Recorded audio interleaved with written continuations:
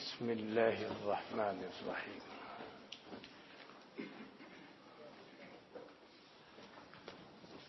آج باب ہے المسح علی الخفین کا۔ کل اس کے متعلق کچھ عرض کیا گیا تھا۔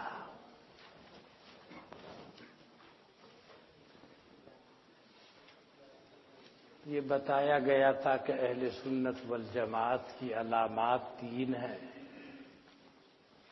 حضرات شیخین کو فضیلت دینا، ختنین سے محبت، اور مسح علی الخفین کا جواز سمجھنا، اور تمام اہل سنت والجماعت اسی پر متفق ہیں۔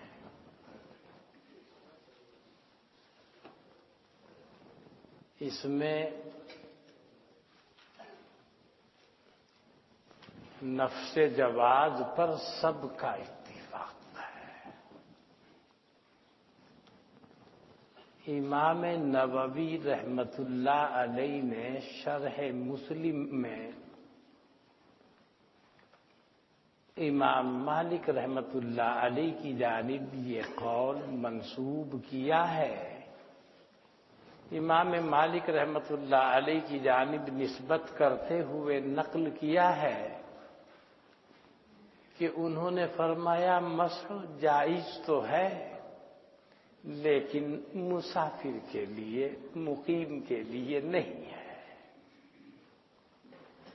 دوسرا قول بھی نقل کیا ہے، اور مالکیہ کے یہاں مقیم کے لیے مسح علی الخفین کا عدم جواز یہ متعارف اور معہود نہیں ہے۔ خلاصہ کلام یہ ہے کہ ائمہ اربعہ اس کے جواز پر متفق ہیں، مقیم کے لیے بھی، مسافر کے لیے بھی۔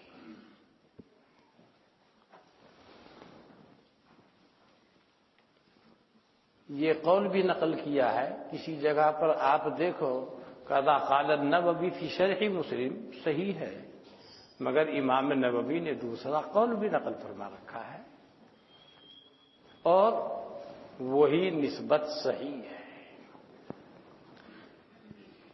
میں نے جتنی گفتگو کی، اب اس کا ماحصل یہ نکلا ائمہ اربعہ کا اتفاق ہے۔ بات سمجھ میں آ رہی ہو؟ اس اعتبار سے ائمہ اربعہ کا اتفاق ہے، اجماع ہے مسح علی الخفین کے جواز پر۔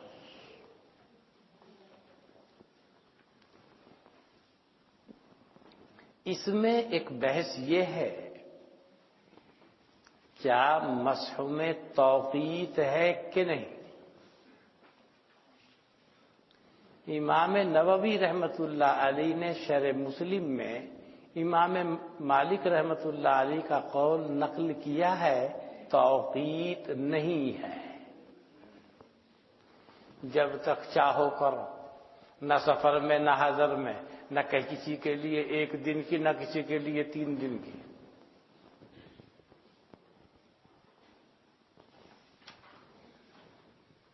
یہ امام مالک کا قول نقل کیا ہے امام نووی نے۔ اس قول سے یہ بھی معلوم ہوا کہ امام مالک رحمت اللہ علیہ حالت سفر اور حضر میں مسح علی الخفین کے جواز کے قائل ہیں۔ آگے مسئلہ ہے توقیت کا، عدم توقیت کا، وہ مسئلہ الگ ہے، ثابت ہے، اسی قول سے ثابت ہو رہا ہے۔ ائمہ ثلاثہ حضرت امام ابو حنیفہ، حضرت امام شافعی، حضرت امام احمد بن حنبل علیہم الرحمہ، یہ حضرات فرماتے ہیں مسح علی الخفین میں توقیت ہے۔ مقیم کے لیے 1 دن 1 رات، مسافر کے لیے 3 دن 3 رات۔ اس سلسلے میں بے شمار حدیثیں آپ کے سامنے آ چکی ہیں، اور یہاں پر بھی آ رہی ہیں۔ 3 دن 3 رات۔ امام مالک عدم توقیت کے کیوں قائل ہو گئے؟ ان کے پاس بھی دلیل ہے، توقیت نہیں، جب تک چاہو کر لو۔ ابو عمارہ کی حدیث ہے، وہ کہتے ہیں میں نے حضور سے پوچھا حضرت جی مسا کر لوں؟ کہ کر، 1 دن چاہے 2 دن کر لو، 3 دن میں پوچھتا گیا، 7 تک چلا گیا، حضرت نے فرمایا ہاں کر انشیتا۔ اس سے معلوم ہو رہا ہے توقیت نہیں ہے۔ حدیث ابو داؤد میں آئی ہوگی۔ مگر ایک بات یاد رکھنا، ابو داؤد نے حدیث کو نقل کرنے کے بعد کلام کر رکھا ہے، متکلم فی کہہ رکھا ہے حدیث کو۔ یاد آ رہی ہوگی بات؟ فلا یصح الاستدلال۔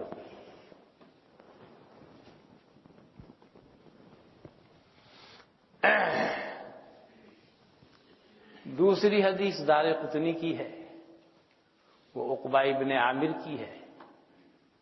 وہ کہتے ہیں وہ دمشق سے آئے مدینے میں امیر المومنین حضرت عمر ابن خطاب کے پاس، خفین پہنے ہوئے تھے۔ پوچھا کئی دن سے نہیں اتارا تھا ان کو؟ یہ 8 دن ہو گئے۔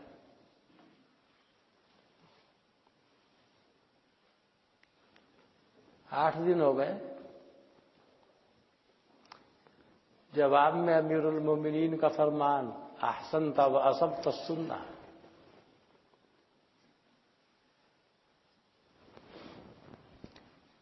اس حدیث کو دارقطنی نے نقل کیا ہے، مگر دارقطنی نے بھی اس کے اندر باعتبار سند کے کافی کلام کیا ہے، یعنی لا یصح الاستدلال۔ اور اگر حدیث کی صحت بالفرض علی سبیل التنزل ثابت ہو جاتی ہے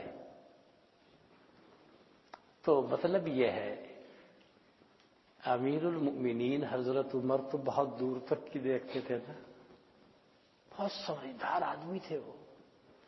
اللہ نے انتہائی درجے کا تیقظ، بیدار مغزی اور پوری انسانیت کا یعنی جس طریقے سے دیکھو خوبی ہے، انہیں معلوم ہے یہ کس راستے سے سفر کر کے آ رہے ہیں، انہیں معلوم ہے اس راستے میں ان کو پانی نہیں ملا ہوگا۔ جب پانی نہیں ملا تو آدمی کیا کرے گا؟ وضو کیسے کرے گا؟ تیمم کر رہا ہے۔ جب تیمم وہ کر رہا ہے تو اس کو موزے اتارنے کی کیا ضرورت ہے؟ وہ تو مسئلہ جب کا ہے کہ وہ وضو کے اوپر قادر ہو، انہیں معلوم ہے اس راستے سے آ رہے ہیں، اس راستے میں پانی نہیں ہے۔ بہت واقف کار ہے نا وہ۔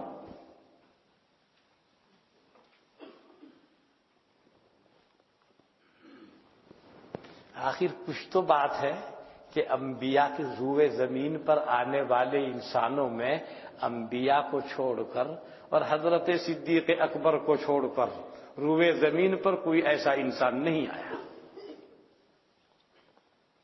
کچھ ہے نا خوبی؟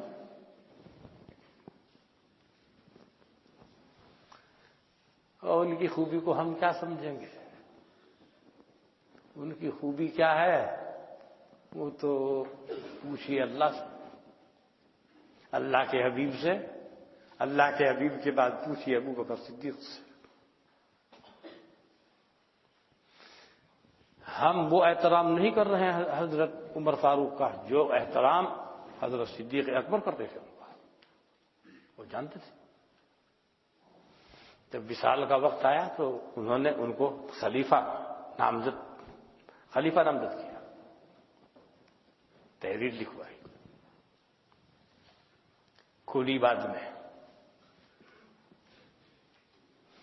میں کھلی کہ میں ہوش و حواس میں ایسے وقت میں کہ دنیا سے رخصتی کا وقت ہے، اللہ کی بارگاہ میں حاضری کا وقت ہے، میں ایسے وقت میں جب آدمی کوئی خلاف واقعہ بات نہ بول سکتا ہے نہ لکھ سکتا ہے، ایسی صورت میں تمہارے اوپر خلیفہ مقرر کر رہا ہوں، ایسے شخص کو جو روئے زمین پر بسنے والے انسانوں میں اللہ سے سب سے زیادہ ڈرنے والا بندہ ہے، اور وہ عمر ابن خطاب ہیں، اور میرا گمان ان کے بارے میں یہی ہے، اور اصل علم اللہ کو ہے۔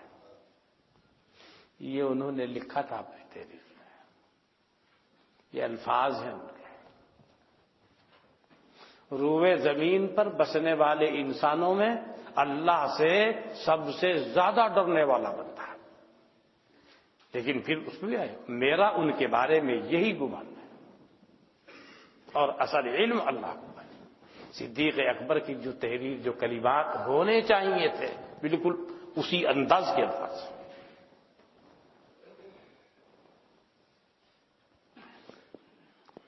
مولانا، آپ میں سے کوئی محتمم بنتا ہے کسی مدرسے کا بننے سے پہلے ہی بیٹے کو کر دے مدرسے کا محتمم، برا مت ماننا بھائی، جب آپ پہنچو کے ابا محتمم ہوں گے، دیکھ لو ساری دنیا کی حالت ہے۔ صدیق اکبر ہیں، انتقال کا وقت ہو رہا ہے، بیٹے کو کیا کیا، بیٹی کو کیا، اتنی قابل لائق فائق بیٹی موجود ہے، حضرت عائشہ، خیال بھی نہیں ہے کس کو کیا، جو ان کے گمان میں اللہ سے سب سے زیادہ ڈرنے والا بندہ ہے، اس کو کیا ہوا۔ خیر، حضرت عمر فاروق کا نمبر آیا، عبداللہ ابن عمر کتنے اونچے صحابی ہیں، صاحبزادے ہیں، خیال بھی آیا کہ انہوں نے کسی کو نامزد کر کے مقرر نہیں کیا، ایک کمیٹی مقرر کر دی، بھئی یہ 6 آدمیوں کو منتخب کرتا ہوں، آپ اپنے میں سے کسی ایک کو منتخب کریں گے۔ خلاصہ کلام ان میں حضرت عثمان رضی اللہ عنہ منتخب، صحیح انتخاب ہے، صحابہ کا انتخاب، سب نے اتفاق کیا، کسی نے کوئی اختلاف نہیں کیا۔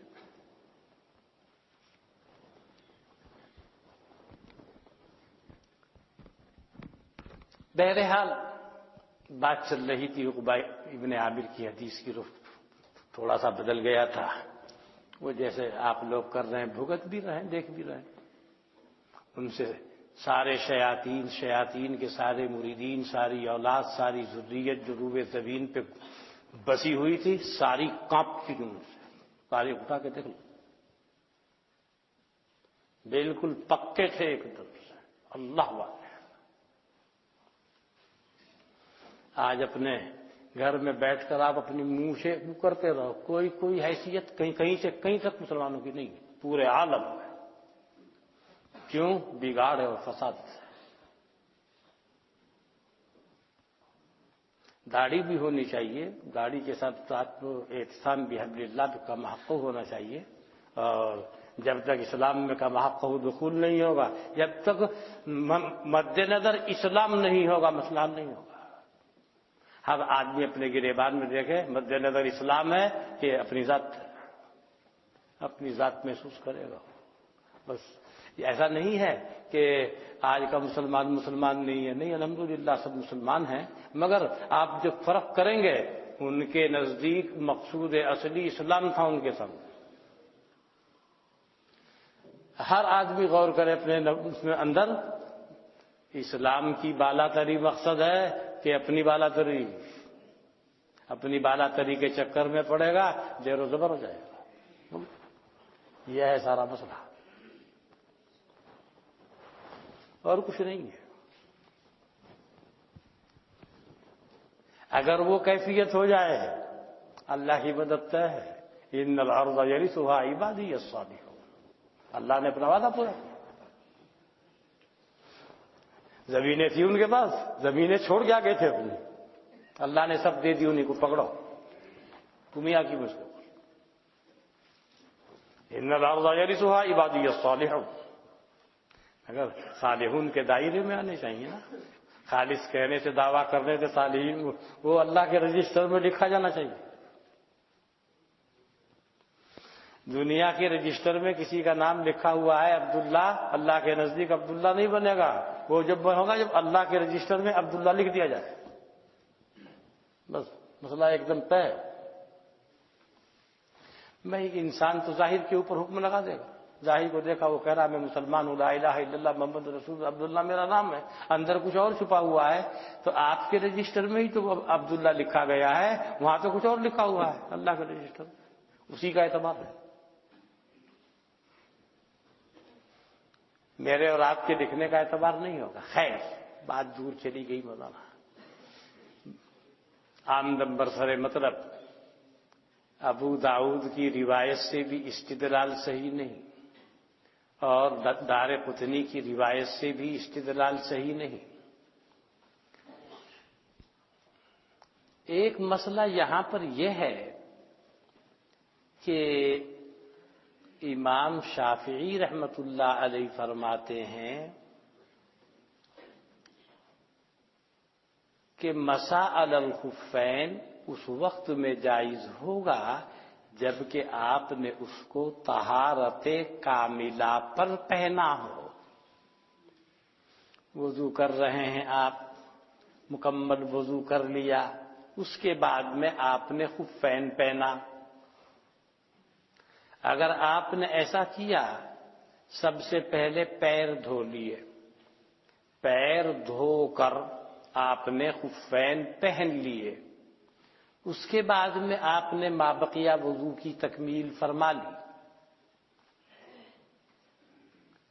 اب اس کے اوپر بعد میں مسح کرنے کی نوبت آ رہی ہے خفین پر، امام شافعی صاحب جائز ہے؟ وہ کہیں گے نہیں۔ کیوں؟ جب آپ نے پہنا ہے طہارت کاملہ نہیں۔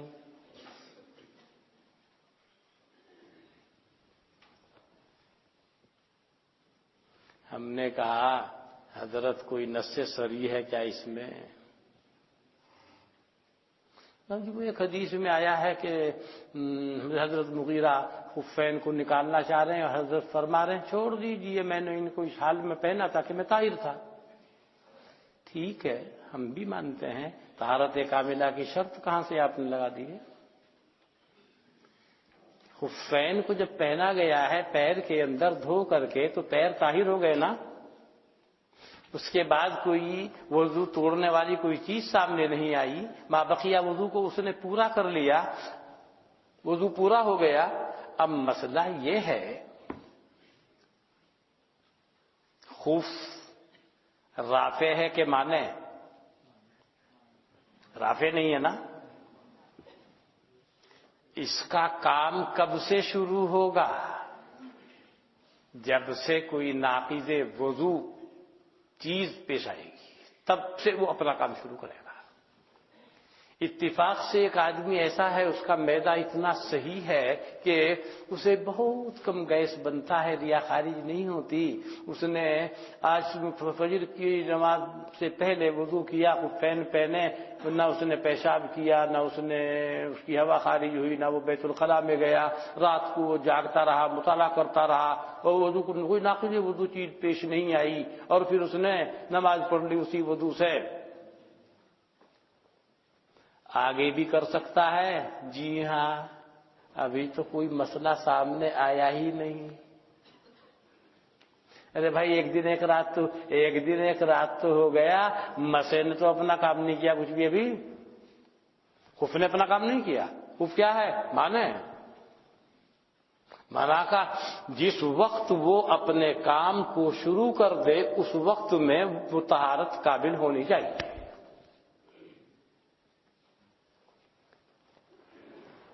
یہ امام ابو حنیفہ رحمۃ اللہ علیہ فرماتے ہیں، اور اصول کا بھی یہی تقاضا ہے، اور اس حدیث کے ظاہر کو دیکھ کر حضرت امام شافعی رحمۃ اللہ علیہ نے وہ استدلال کیا ہے، مگر وہ اس باب میں نص صریح نہیں ہے۔ سمجھ میں آ رہی ہوگی بات بھائی؟ ایک مسئلہ یہ ہے محل مسح کیا ہے؟ محل مسح کیا ہے؟ حضرت امام مالک، حضرت امام شافعی رحمت اللہ علیہ فرماتے ہیں خفین کے ظاہر کے اوپر مسح کرنا واجب ہے، اس کے اسفل کے اوپر مسح کرنا سنت ہے۔ حضرت امام ابو حنیفہ رحمۃ اللہ علیہ اور حضرت امام احمد ابن حنبل رحمۃ اللہ علیہ فرماتے ہیں نیچے کچھ نہیں، بس مسح اوپر ہوگا۔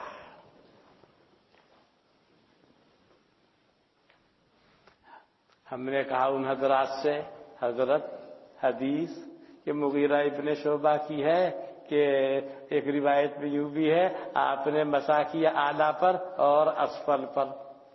مولانا حضرت مسح کر رہے تھے اعلیٰ پر۔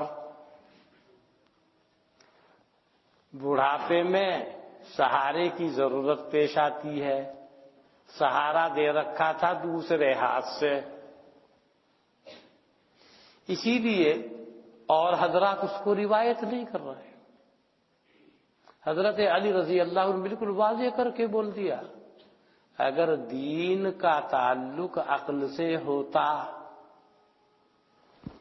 تو خف کا تحتانی حصہ زیادہ مستحق تھا مسح کیے جانے کا اعلیٰ کے مقابلے پر، مگر کیا کیا جائے، میں نے دیکھا اللہ کے حبیب صلی اللہ علیہ وسلم کو مسح کرتے ہوئے کہاں، اعلی الخفین۔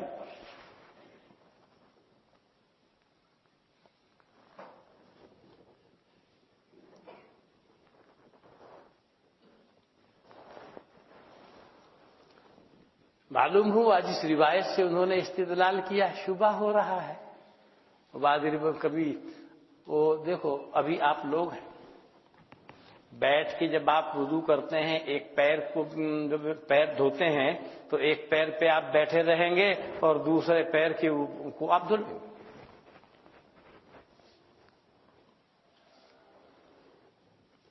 اور جو آپ کے بوڑھے استاد ہیں اور خصوصاً موٹے پیٹ والے،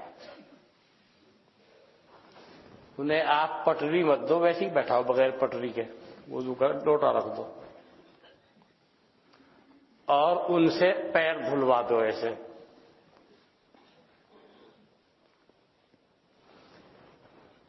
کوئی بہت پتلا دبلا اگر ہوگا تو شاید دھو دے، نہیں تو ناممکن سمجھیے عادت، ویسے ناممکن ویسے بول رہا ہوں، ویسے جو عادت ان میں سے ہوتا ہے اس کو مستبعد کہتے ہیں، اس کو محال نہیں کہتے۔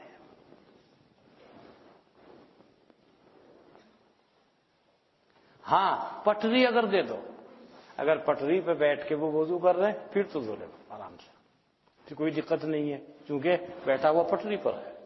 اور جو اگر بغیر پٹری کے ہے ایک پہ پورا وزن ایک پیر پہ پڑے گا، بڈھا آدمی ہے وزن زیادہ ہے، بڑھاپے میں ویسے بھی آدمی کمزور ہو جاتا ہے، آپ کو بھی احساس نہیں ہوتا ہوگا اس کا، لیکن جب فارغ ہوگا میوات کا پیر بنے گا اور پیٹ موٹا ہوگا اور اس کے بعد دکھا دیں۔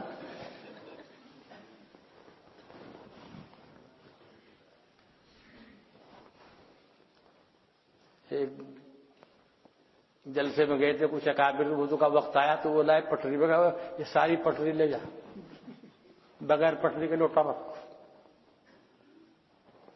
وہ ایک بزرگ کہنے لگے بھائی کیوں اتنا شرمندہ کروا رہا ہے، ہم سمجھے یہ مذاق کر رہا تھا، منگوا لے پٹری واپس۔ وہ ایک بزرگ نے مجھ سے کہا بھائی مذاق نہ کرو، کیسے وضو ہوگا ایسے، نہیں وہ پیر نہیں دھویا جائے گا۔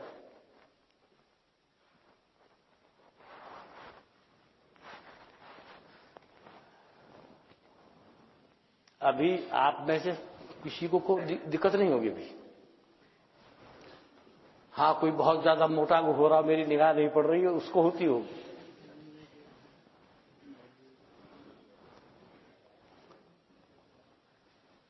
لیکن بڑھاپے میں موٹاپا اور کمزوری سب چیزیں اکٹھی ہو جاتی ہیں، یہ پٹری چاہیے،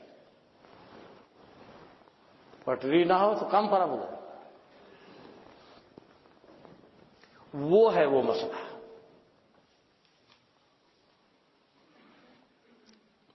یہ بات بھی سمجھ میں آئی۔ اب ایک مسئلہ یہ ہے، یہ تو محل مسا کا مسئلہ سمجھ میں آیا، مقدار مفروض کیا ہے؟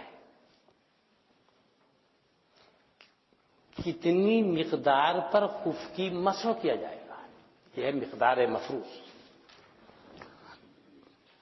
حضرت امام شافعی رحمۃ اللہ علیہ نے مسح راس پر قیاس کیا ہے، اتنی سی وہ مقدار کہ جس کے اوپر مسح کا اطلاق ہو جائے۔ مسح راس میں بھی ان کے یہاں ایسے ہی ہو گیا تو مسح علی الخف کے اندر بھی ذرا سا بھی کر دے ہو گیا کام، بگا ہوا ہاتھ خف کے اوپر رکھ دیا، یوں ہو گیا۔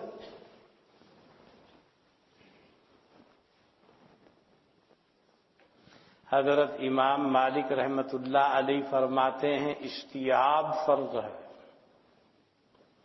پورے خف کا استیاب، مگر استیاب کی فرضیت اسفل کے ساتھ میں نہیں ہے، چونکہ وہ فرما چکے ہیں اسفل کا سنت ہے، اس لیے میں کہہ رہا ہوں کہ وہ فرضیت کو جو کہہ رہے ہیں استیاب کو یعنی اعلیٰ کر رہے ہیں، استیاب فرض ہے۔ حضرت امام احمد ابن حنبل فرماتے ہیں اکثر کے اوپر مسح کیا جائے تو یوں سمجھیں گے گویا کہ کل پر کر لیا۔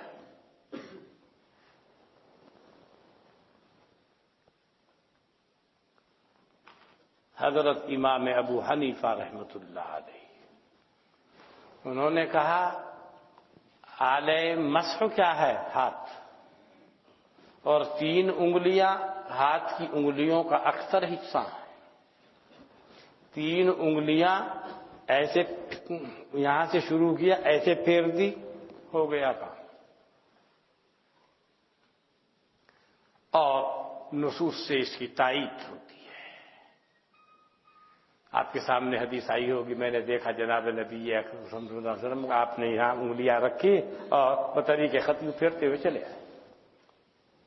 اعلی مسح کے ذریعے سے صحابہ اس کو ذکر کر رہے ہیں، تو اعلی مسح کا اعتبار ہے۔ اعلی مسح وہ ہاتھ ہے، اور ہاتھ کی 5 انگلی ہیں، 3 اس میں سے اکثر ہیں، لہذا 3 انگلی، جیسا کہ عادتاً آپ یہی دیکھتے ہیں، جو کرتے بھی ہوں گے دیکھتے بھی ہوں گے دوسروں کو، اب 3 انگلی ایسے رکھی وہ ایسے پھر ہو گیا۔ اور بعض باتیں ایسی ہوتی ہیں جو سمجھ میں آنے والی نہیں ہوتی، شریعت سے ثابت ہے، آپ کو کہنا پڑے گا امر تعبدی ہے، بہت سی جگہوں پر کہا ہے امر تعبدی۔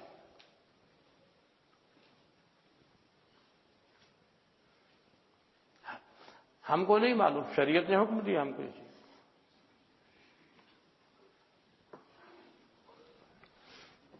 یہ مساعد الخفین کی بحث آپ کے سامنے آ گئی، یہی روایات، کسی میں اس کا ذکر آئے گا، کسی میں اس کا ذکر آئے گا، کسی میں اس بحث کا ذکر آئے گا، یہ روایات آپ کے سامنے آ رہی ہیں۔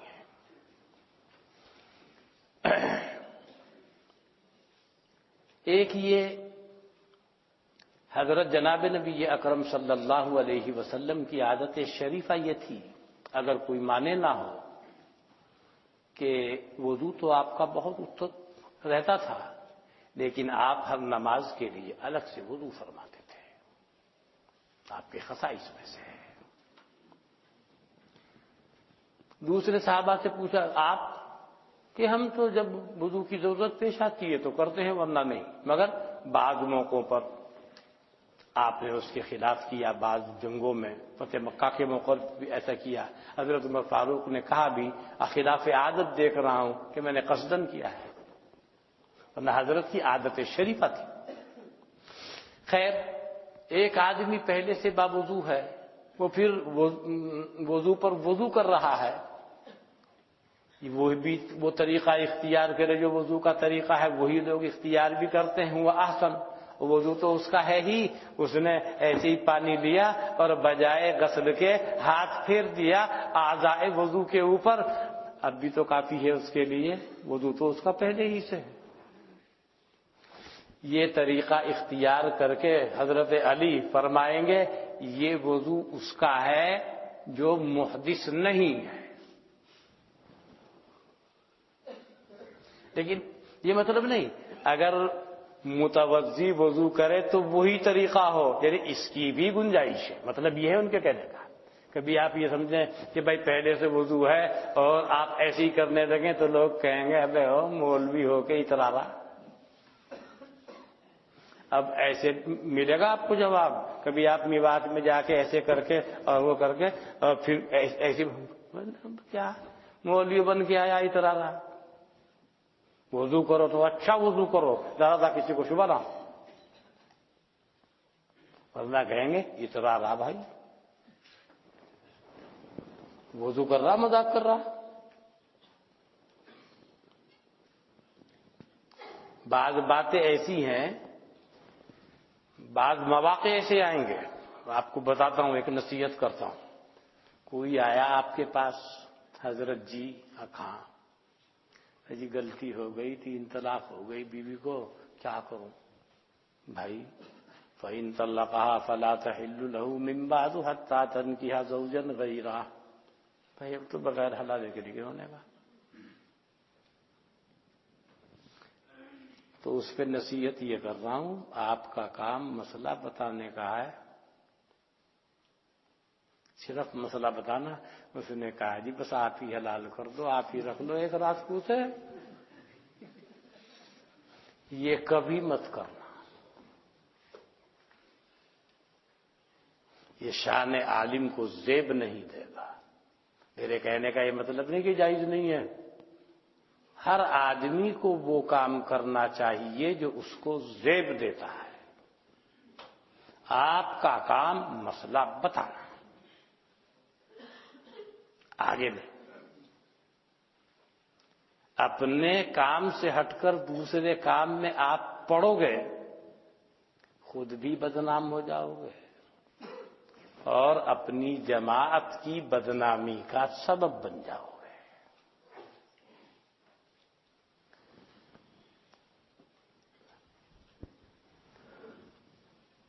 سمجھ میں آ گئی؟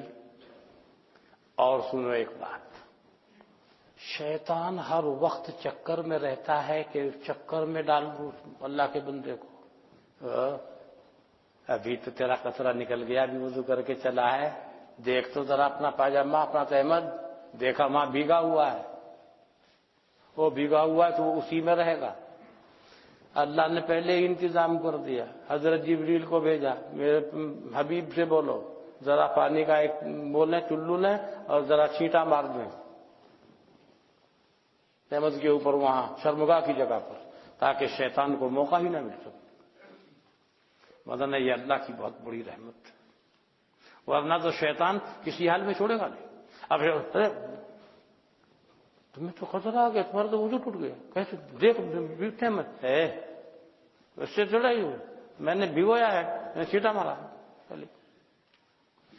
وہ حکمت بھی آ رہی ہے، وہ حکمت ہے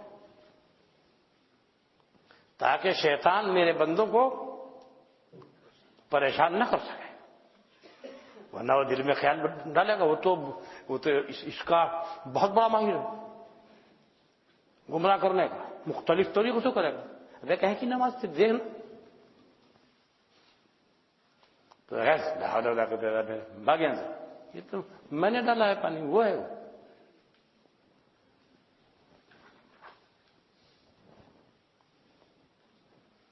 ایک حضرت کے وضو کے تبرک کا ذکر ہے، ایک مرتبہ حضرت کے وضو کا بچا ہوا پانی حضرت بلال نے باہر نکالا، پر لوگ ٹوٹ پڑے۔ جس کو جو بھی ملا، جس کو ملا کچھ وہ نہ ملا، کسی کا ہاتھ بھیگا ہوا تھا تو اس کے ہاتھ ہی تو یوں کر رہا ہے۔ تبرک کے پیچھے تو آپ بھی دوڑتے ہیں نا۔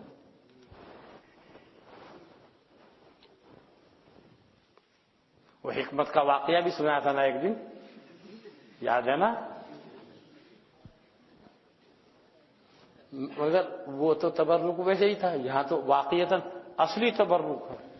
حضرت جناب نبی اکرم صلی اللہ علیہ وسلم کے وضو کا بچا ہوا پانی ہے، واقعتاً تبرک ہے۔ اور اس کی دلیل پھر آگے ایک حدیث آ رہی ہے، ایک صحابی کہہ رہے ہیں ایک دفعہ میرے پاس حضرت ایک صحابی کے ساتھ آئے، میری عیادت کرنے، بیمار تھا، میرے اوپر غشی طاری تھی. حضرت نے وضو کیا اور وضو کا ما بقیہ میرے اوپر ڈالا. کیا مطلب ڈالنے کا؟ حضرت کو معلوم ہے میرا رب اپنے پیغمبر کی وجہ سے اس کو شفا دے دے گا اس کے ذریعے سے. حضرت کو معلوم ہے. یعنی شان ابدیت کمال تواضع تو پورا ہے، مگر علم تو دیا ہے نا اللہ تعالیٰ نے. اور اس کی دلیل مولانا حضرت کا ارشاد ہے انا سید ولد آدم ولا فخر. ولا فخر آپ کی کمال ابدیت کی ترجمہ نہیں کر رہا ہے، لیکن جانکاری تو سب ہے نا آپ کو. اس لیے فرمایا آپ نے انا سید ولد آدم.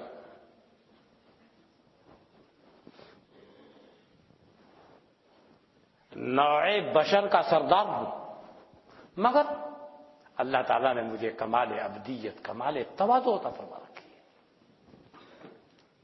لہذا کا اخلاق دیکھیے، اللہ ارشاد فرما رہا ہے کیا انک لعلی خلق عظیم. اللہ فرما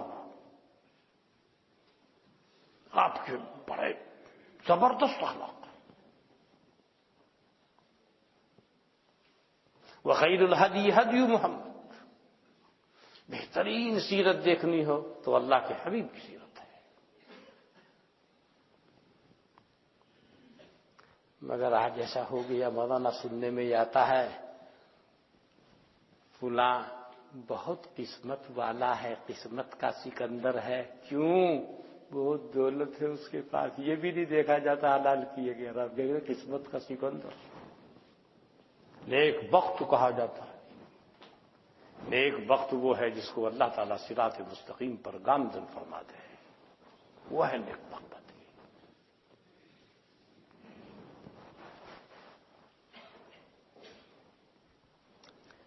سبق میں جتنی بات ہے سب باتیں آپ کے سامنے آ گئی، اور اب انشاءاللہ کوئی نئی بات نہیں آئے گی، اسی کے دائرے میں رہے گی جو میں نے عرض کیا ہے.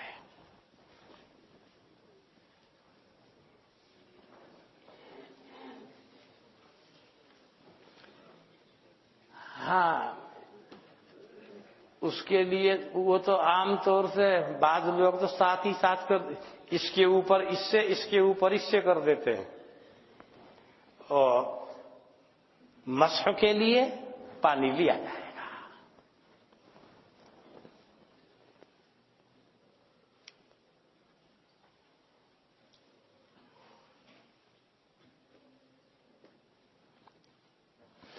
ہاں، یہ کہہ رہا ہے کہ آپ نے کل مسعد علی حضرت کشمیری کے حوالے سے ایک تعویل کا ذکر کیا تھا، تو ٹھیک اسی طرح مسح علی الخفین فی الاسفل کے سلسلے میں بھی یہی معلوم ہوتا ہے.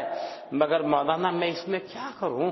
حضرت علی رضی اللہ عنہ کا بڑا زبردست فرمان پیور حدیث اس سلسلے میں موجود ہے، اور وہ روایت کرنے والے ہیں وہ ان کے ہم پلہ نہیں ہے، نہ علمی اعتبار سے نہ کسی اور اعتبار سے. اب آپ اس کے اوپر غور فرما لیجیے.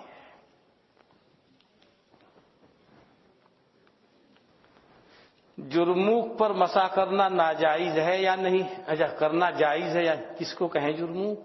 کون ہے یہ جرموک؟ لکھنا چاہ رہا ہے کیا بڑے قاف سے؟ او ہو، لا حول ولا قوت الا باللہ. اچھا، یہ جراب ان پر نہیں ہے. مسے کا مذاق مت کرو.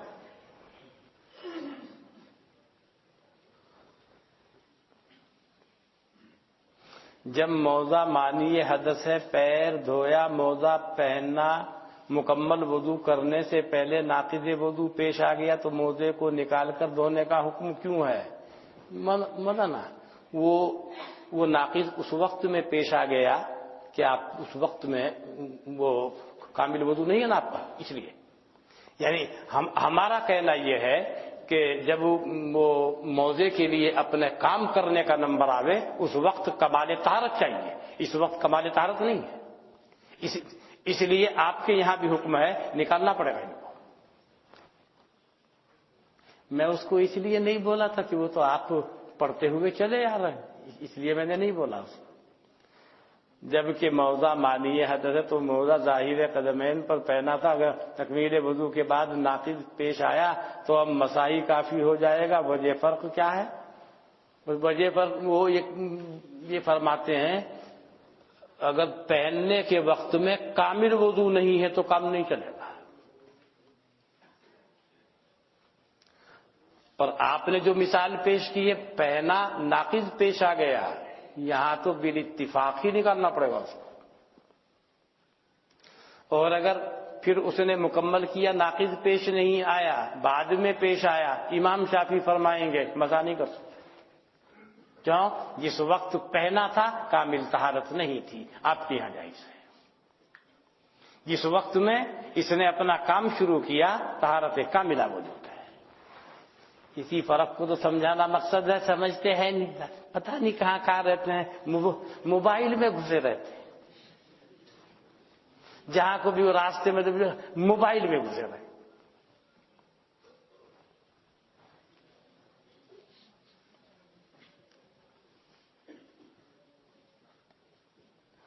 عقبہ نے پانی نہیں پایا تھا اس لیے 7 دن تک موزہ پہنے رہے، بلکہ حدیث کے سیاق سے معلوم ہوتا ہے کہ وہ 7 دن تک موزے پر مسح کرتے رہے. مولانا وہ تو شاید حدیث دیکھی نہیں ہے آپ نے.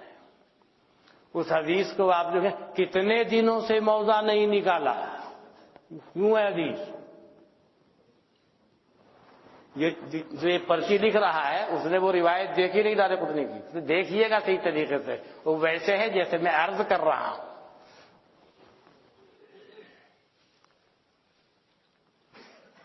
آپ کے ایک ساتھی کا انتقال ہو گیا، انا للہ و انا الیہ راجعون. اچھا، وہ نانی ساتھی دیکھ کر کے میرا دماغ گم گیا.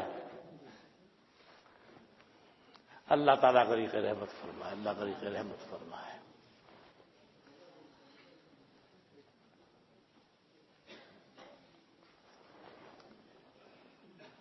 باب المسجد الامامہ میں حضرت الخفین کی باب سے اصل میں بات یہ ہے کہ حضرت بلال سے اس کے ساتھ ساتھ امامت کی بھی حدیث منقول ہے. دوسری حدیث ہوگی. آج صبح بڑے ابو کا انتقال ہو گیا تو اللہ تعالیٰ غریق رحمت فرمائے. انا للہ و انا الیہ راجعون. لے بھائی پڑھیے عبارت اور گھڑی کی طرف مت دیکھنا.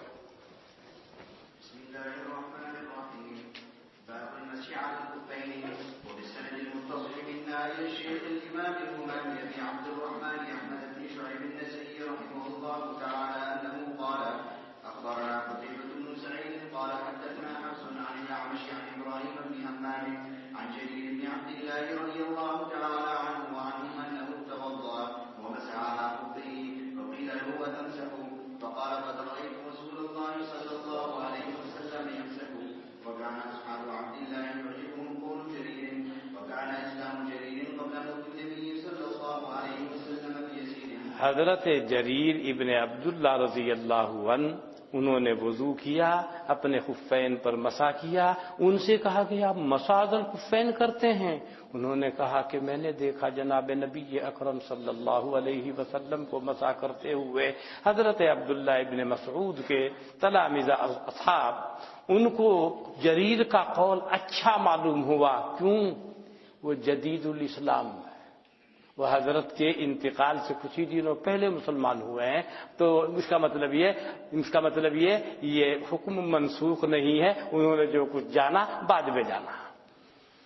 وَكَانَ إِسْلَامُ جَرِيرٍ قَبْلَ مَوْتِ النَّبِيِّ صلی اللہ علیہ وسلم بِيَسِيرٍ، اور تھا حضرت جریر کا مسلمان ہونا جناب نبی اکرم صلی اللہ علیہ وسلم کی وفات سے تھوڑا سا پہلے یعنی حجۃ الوداع میں آپ تھے.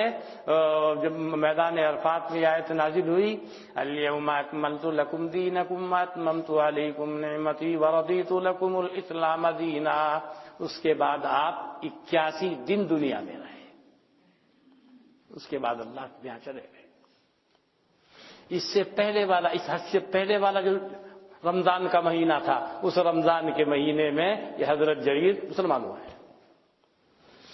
چلیے وبه قال أخبرنا العباس بن عبد العظيم قال حدثنا عبد الرحمن قال حدثنا حرب بن شداد عن يحيى بن أبي كثير عن أبي سلمة عن جعفر بن عمرو بن أمية الضمري عن أبيه رضي الله تعالى عنه وعنهم أنه رأى رسول الله صلى الله عليه وسلم توضأ ومسح على الخفين واضح ہے۔ چلیے وبه قال أخبرنا عبد الرحمن بن إبراهيم الحيث مسلم یہ دحیم جو ہے یہ عبد الرحمن ابن ابراہیم کا لقب ہے، یہ دحیم۔ چلیے وسليمان بن داود واللفظ له عن ابن نافع عن داود بن قيس عن زيد بن أسلم عن عطاء بن يسار عن أسامة بن زيد رضي الله تعالى عنه وعنهم أنه قال دخل رسول الله صلى الله عليه وسلم وبلال الأسواق فذهب لحاجته ثم خرج. قال أسامة فسألت بلالا ما صنع فقال بلال ذهب النبي صلى الله عليه وسلم لحاجته ثم توضأ فغسل وجهه ويديه ومسح برأسه ومسح على الخفين ثم صلى. کیا کہتے ہیں حضرت اسامہ ابن زید کہ داخل ہوئے جناب نبی اکرم صلی اللہ علیہ وسلم اور بلال بازاروں میں، پس حضرت تشریف لے گئے اپنی قضاء حاجت کے لیے، پھر نکل کر آئے۔ اسامہ کہتے ہیں کہ میں نے پوچھا حضرت بلال سے ما صنع، کیا کیا تھا حضرت نے؟ بلال نے کہا کہ حضرت تشریف لے گئے اپنی حاجت کے لیے، پھر وضو کیا، وضو میں اپنے چہرے کو دھویا، اپنے دونوں ہاتھوں کو دھویا، اپنے سر کا مسح کیا اور خفین کے اوپر مسح کیا۔ چلیے وبه قال أخبرنا سليمان بن داود والحارث بن مسكين قراءة عليه وأنا أسمع واللفظ له عن ابن وهب عن عمرو بن الحارث عن أبي النذر عن أبي سلمة بن عبد الرحمن عن عبد الله بن عمر. ایک بات دیکھنا، یہاں ابو سلمہ ابن عبد الرحمن اور سعد ابن ابی وقاص کے بیچ میں عبداللہ ابن عمر آ رہے ہیں۔ دوسری روایت آ رہی ہے تو ابو سلمہ براہ راست سعد ابن ابی وقاص سے روایت کر رہے ہیں۔ دونوں روایتیں صحیح ہیں، بخاری نے دونوں روایتوں کو نقل کیا ہے، یعنی جس میں عبداللہ ابن عمر کا واسطہ ہے وہ بھی بخاری میں بطریق مسند منقول ہے، اور جو دوسرے والی روایت ہے جس میں عبداللہ ابن عمر کا واسطہ نہیں ہے اس کو بھی امام بخاری نے تعلیقاً روایت کیا ہے۔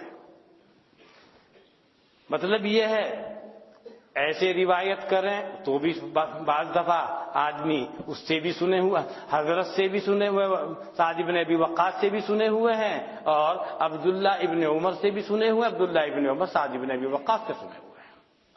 تو پہلی حدیث میں عبداللہ ابن عمر آ رہے ہیں، عن عبداللہ ابن عمر عن سعد ابن ابی وقاص عن رسول اللہ صلی اللہ علیہ وسلم، کیا کہ حضرت نے خفین کے اوپر مسح کیا۔ چلیے وبه قال أخبرنا قتيبة قال حدثنا إسماعيل وهو ابن جعفر عن موسى بن عقبة عن أبي النضر عن أبي سلمة عن سعد بن أبي یہ دوسری روایت ہے، اس میں عبداللہ ابن عمر بیچ میں نہیں ہے، براہ راست نقل کر رہا ہے۔ چلیے سعد بن أبي وقاص رضي الله تعالى عنه وعنه عن رسول الله صلى الله عليه وسلم في المسح على الخفين أنه لا بأس به. مسح علی الخفین میں کوئی حرج نہیں ہے۔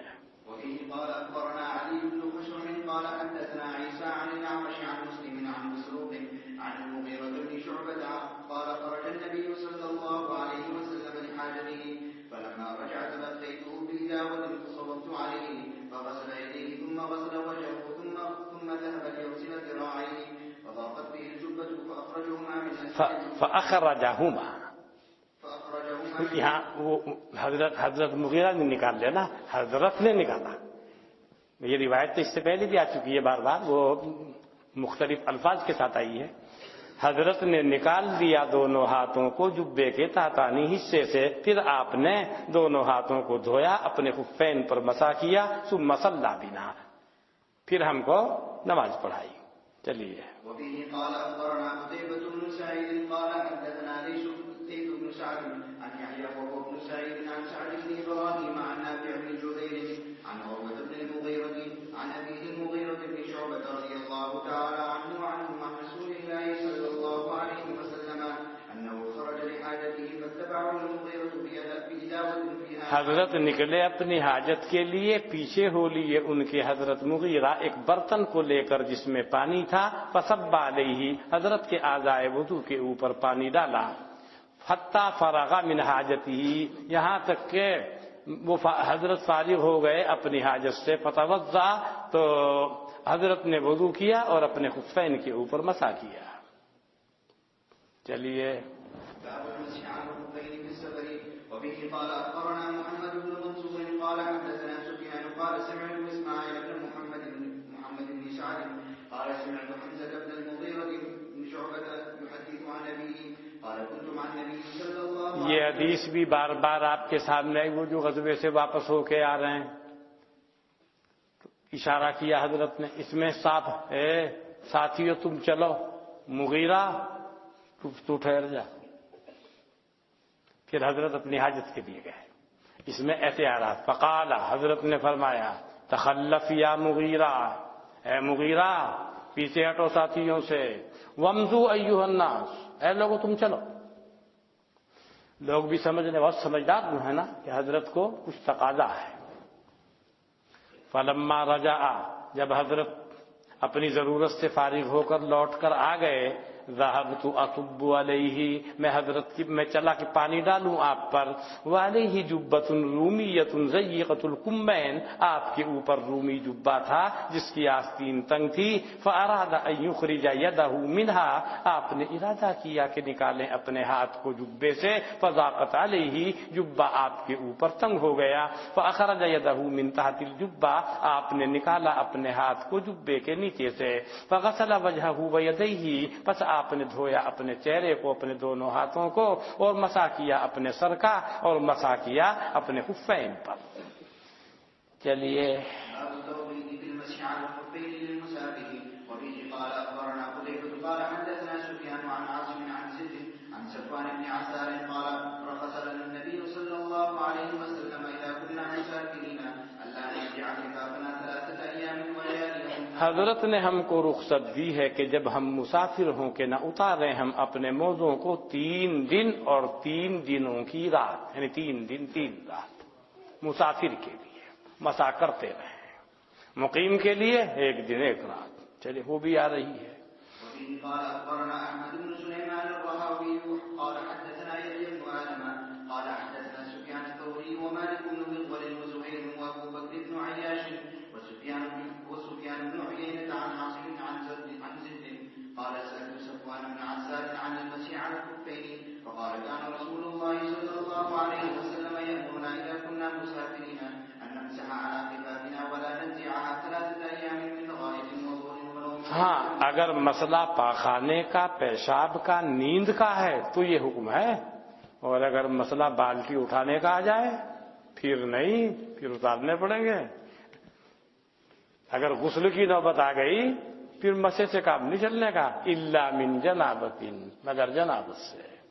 چلیے التوقيت في المسح على الخفين للمقيم وبه قال اخبرنا اسحاق بن ابراهيم قال اخبرنا عبد الرزاق قال اخبرنا الثوري عن عمرو بن قيس الملائي عن الحكم بن عتيبة عن القاسم بن مخيمرة عن شريح بن هاني عن علي رضي الله تعالى عنه انه قال جعل رسول الله صلى الله عليه وسلم للمسافر 3 ايام ولياليهن ويوما وليلة للمقيم يعني في المسح۔ واضح ہے مطلب۔ چلیے قال اخبرنا عناد بن السري عن ابي معاوية عن الاعمش عن الحكم عن القاسم بن مخيمرة عن شريح بن هاني قال سألت عائشة رضي الله تعالى عنها وعنهم عن المسح على الخفين فقالت ائت عليا۔ شریح ابن ہانی کہتے ہیں کہ میں نے سوال کیا ام المؤمنین حضرت عائشہ رضی اللہ عنہا سے مسح علی الخفین کے سلسلے میں۔ امی جان نے فرمایا ایتی علی، مولانا دیکھو سنت صحابہ، علی سے پوچھو، جاؤ علی کے پاس، فَإِنَّهُ أَعْلَمُ بِذَلِكَ مِنِّي، وہ اس مسئلے کو مجھ سے زیادہ جانتے ہیں۔ سبحان اللہ، ام المومنین کیا فرما رہی ہیں؟ علی کے پاس جاؤ، ان سے پوچھو، وہ اس مسئلے کو مجھ سے زیادہ جانتے ہیں۔ یہ ہے طریقہ کابر کا۔ اب کوئی ملا جی کسی ملا جی کے بارے میں نہیں کہنے کا اس کے پاس جا ہوا اعلم بذالک منی، وہ کہے گا نہیں اس کے پاس نہ جا، اسے تو یہ بھی نہیں پتا کتاب کدھر سے سیدھی ہے کدھر سے الٹی ہے۔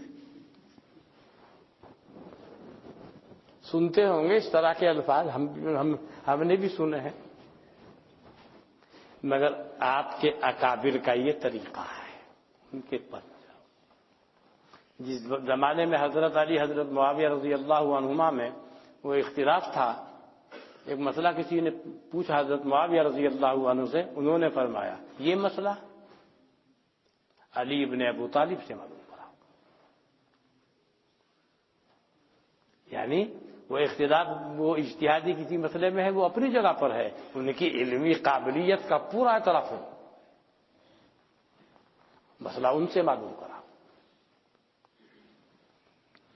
خیر، فأتیت علیا، جب ام المؤمنین نے مجھے کہا علی کے پاس جاؤ، میں حضرت علی کے پاس آیا، فسألتہ عن المسح، میں نے پوچھا حضرت علی سے مسح الخفین کے بارے میں، فقال، حضرت علی نے فرمایا کان رسول اللہ صلی اللہ علیہ وسلم یأمرنا، حضرت ہم کو حکم فرماتے تھے کہ مقیم مسح کرے 1 دن اور 1 رات، اور مسافر مسح کرے 3 دن۔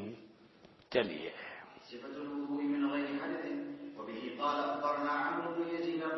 یہ وہی حدیث ہے جس میں میں نے کہا تھا اترانا مت جا کر کے، وہ گنجائش ہے اس کی۔ وبه قال اخبرنا عمرو بن يزيد قال حدثنا باز بن مازن قال حدثنا شعبة عن عبد الملك بن ميسرة قال سمعت نزال بن سبرة قال رأيت عليا رضي الله تعالى عنه صلى الظهر ثم قعد لهوائج الناس، فلما حضرت العصر أتي بدور من ماء فأخذ منه كفا فمسح به وجهه وذراعيه ورأسه ورجليه، ثم أخذ فضله فشرب قائما وقال إن أناس يكرهون هذا وقد رأيت رسول الله صلى الله عليه وسلم يفعله وهذا وضوء من لم يحدث۔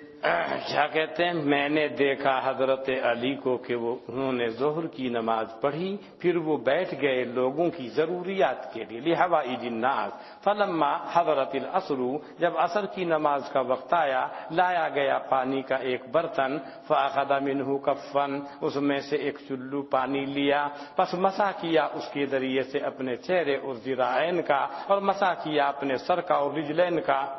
مسح کر رہے ہیں، غسل کا ذکر نہیں آ رہا، مسح کیا ہے، کیوں؟ پہلے سے باوضو ہیں۔ ثم اخذ فضلہ، پھر اپنے وضو کا بچا ہوا پانی لیا، فشرب قائما، اسے کھڑے ہو کر پیا، اور یوں فرمایا ان ناسا یکرہون ھذا، کچھ لوگ اس کو ناپسند سمجھتے ہیں، کچھ لوگ اس کو ناپسند قرار دیتے ہیں، کہ کھڑے ہو کر پانی پینا، کھڑے ہو کر پانی پینا زمزم کے علاوہ اور وضو کے بچے ہوئے کے علاوہ تو واقعتاً مکروہ ہے، اور اگر یہ ہے بلا کسی کراہت کے جائز ہے، جیسا کہ کل میں نے عرض کیا تھا، اور شامی نے جو مفصل بحث اس کے اوپر کی ہے اس کا حاصل اور نچوڑ یہی ہے، کیا نہ فرض ہے، نہ واجب ہے، نہ سنت ہے، نہ مستحب ہے، نہ مکروہ ہے، فقط جائز ہے۔ حالانکہ میں نے دیکھا جناب نبی اکرم صلی اللہ علیہ وسلم کو اس کو کرتے ہوئے۔ جی حضرت، یہ وضو آپ یہاں پر غسل کے بجائے مسح کا ذکر آیا، وَهَذَا وُضُوءُ مَن لَّمْ يُحْدِثْ، اور یہ وضو ہے اس آدمی کا جو کہ محدث نہ ہو، جو محدث نہیں ہے، باوضو ہے، یعنی متوضی ہے پہلے سے، اس کا ہے یہ وضو، کیا على سبيل المسح۔ چلیے، الوضوء لكل صلاة. وبه قال أخبرنا محمد بن عبد الأعلى قال حدثنا خالد قال حدثنا شعبة عن عمرو بن عامر عن أنس رضي الله تعالى عنه أنه ذكر أن النبي صلى الله عليه وسلم أتي بإناء صغير فتوضأ. قلت وكان النبي صلى الله عليه وسلم يتوضأ لكل صلاة؟ قال نعم. قال فأنتم؟ قال كنا نصلي الصلوات ما لم نحدث. قال وقد كنا نصلي الصلوات بوضوء.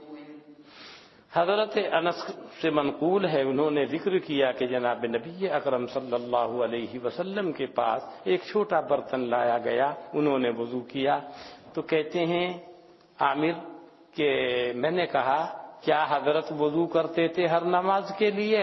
حضرت انس نے کہا ہاں۔ انہوں نے کہا کہ آپ لوگ یعنی صحابہ؟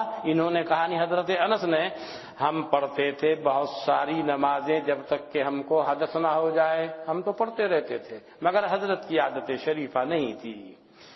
حضرت انس نے کہا وَقَدْ كُنَّا نُصَلِّي الصَّلَوَاتِ بِوُضُوءٍ، ہم پڑھتے رہتے تھے بہت ساری نمازیں ایک ہی وضو سے جب تک وہ باقی ہے۔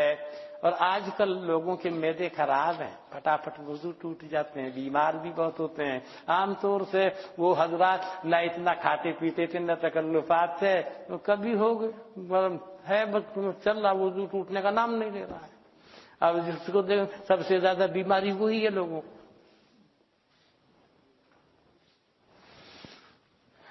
چلیے وبه قال اخبرنا زياد بن ايوب قال حدثنا ابن علية قال حدثنا ايوب عن ابن ابي مليكة عن ابن عباس رضي الله تعالى عنهما وعنه ان رسول الله صلى الله عليه وسلم خرج من الخلاء فقرب اليه طعام فقالوا الا ناتيك بوضوء فقال انما امرت بالوضوء اذا قمت الى الصلاة۔ ابن عباس سے روایت ہے کہ جناب نبی اکرم صلی اللہ علیہ وسلم نکلے بیت الخلاء سے، فقرب الیہ طعام، آپ کی خدمت میں کھانا پیش کیا گیا، تو صحابہ نے کہا الا ناتیک بوضوء، کیا ہم آپ کی خدمت میں وضو کا پانی حاضر نہ کرنے کہ آپ وضو کریں؟ آپ نے فرمایا انما امرت بالوضوء اذا قمت الى الصلاة، مجھے وضو کا حکم دیا گیا ہے جب کہ میں نماز کی جانب کھڑا ہوں۔ اب ایک ایسے ہی وہ حضرت عمر فاروق، اب حضرت پیشاب کر رہے ہیں، حضرت عمر فاروق پانی لیے کھڑے ہیں، یہ کیا ہے کہ آپ کیوں نماز پڑھنی ہے مجھے؟ وضو جبھی تو کروں جب نماز کا وقت ہوگا۔ ویسے ہی جواب یہاں ہے۔ چلیے وبه قال اخبرنا عبيد الله بن سعيد قال حدثنا يحيى عن سفيان قال حدثنا علقمة بن مرثد عن ابن بريدة عن ابيه رضي الله تعالى عنه وعنه انه قال كان رسول الله صلى الله عليه وسلم يتوضا لكل صلاة فلما كان يوم الفتح صلى الصلوات بوضوء واحد فقال له عمر فعلت شيئا لم تكن تفعله قال عملا فعلته يا عمر۔ حضرت جناب نبی اکرم صلی اللہ علیہ وسلم ہر نماز کے لیے وضو کرتے تھے، پر جب کہ ہوا فتح مکے کا دن تو آپ نے نماز پڑھی بہت ساری نمازیں ایک ہی وضو سے۔ حضرت عمر نے ان سے کہا فعلت شیئا لم تکن تفعلہ، حضرت نے آپ نے ایسا کام کیا، ایسی چیز کا ارتکاب کیا جس کے آپ عادی نہیں ہیں۔ آپ نے فرمایا عمدن فعلتہ یا عمر، اے عمر میں نے قصدن یہ کیا ہے تاکہ میری امت کو اس کا جواز معلوم ہو جائے۔ چلیے شیطان کی حرکت کا جواب ہے وہ نظر، یعنی پانی کا چھینٹا دینا۔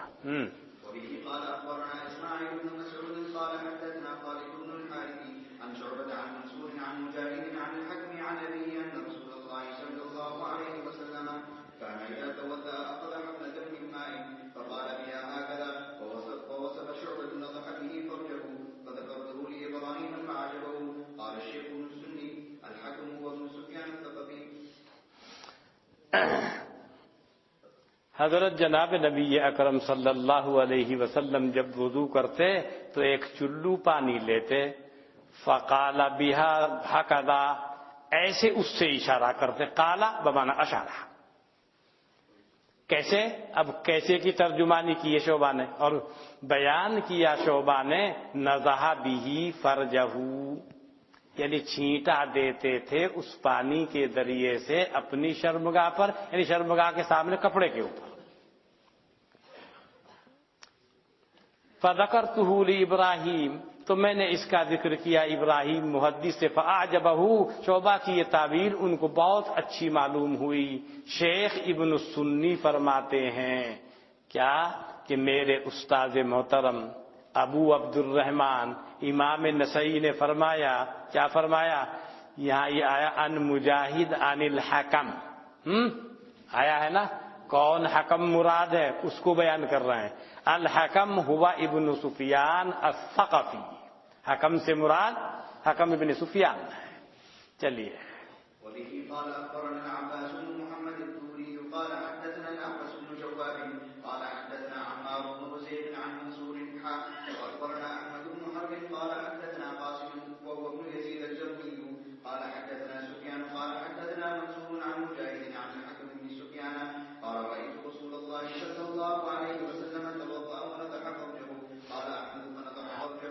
ہاں پہلی روایت میں توضع و نضح واو ہے، مگر یہاں حدیث کی سند میں تحویل ہوئی ہے.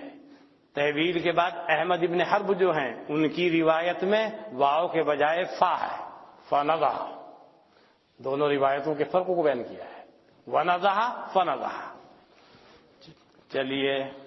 باب الانتفاع بفضل الوضوء وبه قال اخبرنا ابو داود سليمان بن سيف قال حدثنا ابو عتار قال حدثنا شعبة عن ابي اسحاق عن ابي حية قال رايت عليا توضا ثلاثا ثم قام فشرب فضل وضوئه وقال صنع رسول الله صلى الله عليه وسلم كما صنعت.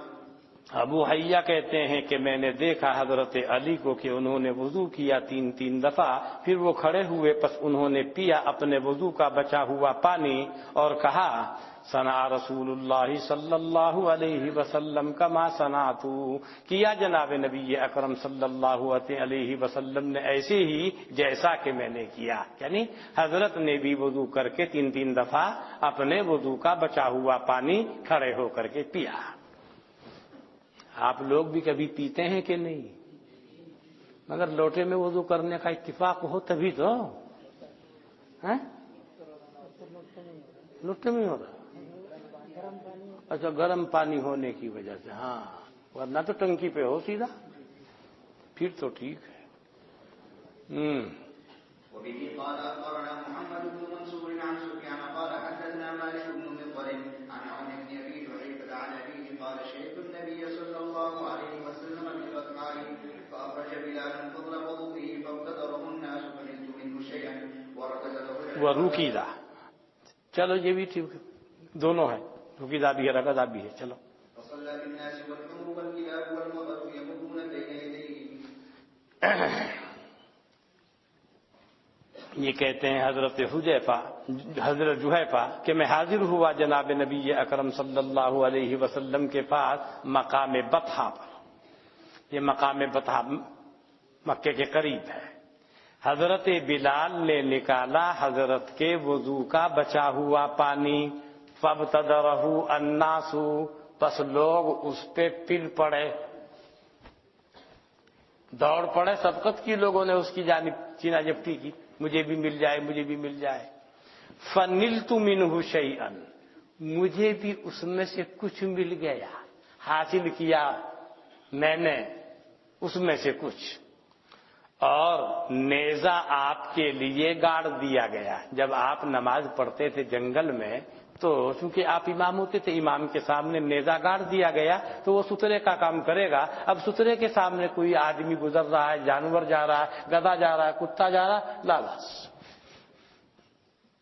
فصلی بالناس، آپ نے لوگوں کو نماز پڑھائی حالانکہ گدھے اور کتے اور عورت گزر رہے تھے آپ کے سامنے سے. کیوں؟ اب کوئی حرج کی بات نہیں، سترا ہے آگے. سترا ہونے سے کیا ہو گیا؟ امر تعبدی ہے. اب شیطان کوئی رخنہ اندازی نہیں کر سکے گا سترے کے بعد. چلیے. وبه قال اخبرنا محمد بن منصور عن سفيان قال سمعت ابن المنذر يقول سمعت جابر رضي الله تعالى عنه يقول مرضت فاتاني رسول الله صلى الله عليه وسلم وابو بكر يعوداني فوجداني قد اغمي علي فتوضا رسول الله صلى الله عليه وسلم فصب علي وضوءه. حضرت جابر ابن عبداللہ، وہ پہلے جو ذکر آیا تھا وہ حضرت جریر ابن عبداللہ ہے، یہ حضرت جابر ابن عبداللہ ہے. حضرت جابر سے میں نے سنا وہ فرماتے ہیں کہ میں بیمار ہو گیا، پس تشریف لائے میرے پاس جناب نبی اکرم صلی اللہ علیہ وسلم اور حضرت صدیق اکبر یعودانی، درا حالے کہ وہ میری دونوں حضرات عیادت کر رہے تھے، یعنی بغرض عیادت مزاج پرسی کے لیے حاضر ہوئے. فوجدانی، پس دونوں حضرات نے مجھ کو پایا، قد اغمی علیہ، کہ میرے اوپر غشی طاری ہو گئی. بعض دفعہ ایسا ہوتا ہے بیمار کے اوپر غشی طاری ہو جاتی ہے. پس حضرت جناب نبی اکرم صلی اللہ علیہ وسلم نے وضو کیا. فصب علی وضوءہ، آپ نے اپنے وضو کا بچا ہوا پانی میرے اوپر ڈالا. اس سے کیا معلوم ہوا یہ تبرکات میں سے ہے یہ. اب دیکھو گھڑی چھٹی کوئی بات. یہ برکت آپ لوگوں کی ہے ویسے. نہیں مجھے دھوکے میں مت ڈالو, برکت آپ لوگوں کی ہے. نہیں آپ ہی کی طرف سے ہے انشاءاللہ.